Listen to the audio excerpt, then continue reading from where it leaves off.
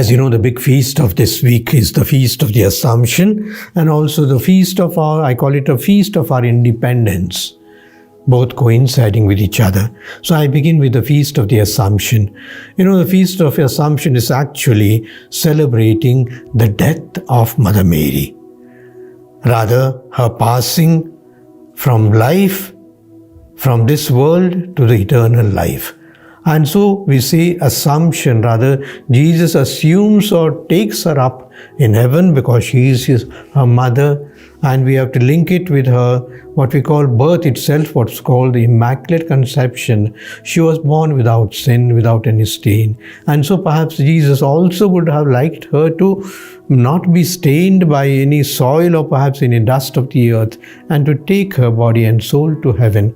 And so this truth or this dogma was proclaimed by the Church in the year 1950 by Pope Pius XII, called the Assumption of Mother Mary. The Virgin Mary, having completed the course of her earthly life, was assumed body and soul into heavenly glory. So this is the feast that we celebrate, and the Independence Day celebration.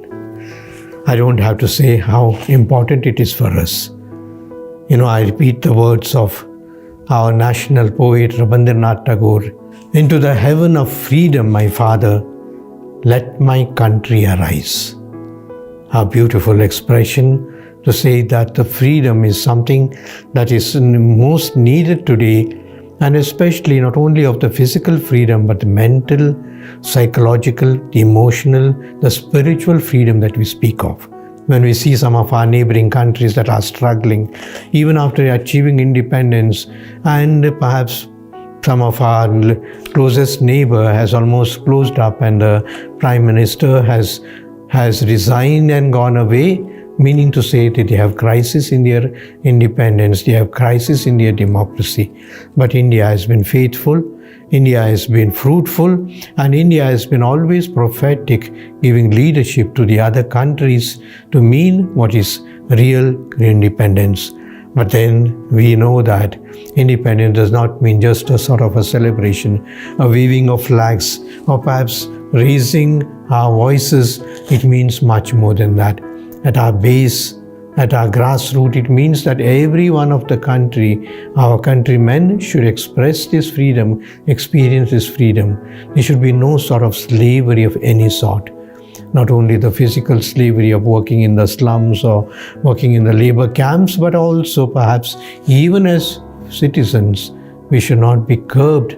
Because some time back we were speaking about whether we have a real freedom of what's called, first of all, the information, the press, the industries, the government. Many of the things seem to have been little shackled, and sometimes even some tendencies from our society which are negative. For example, corruption.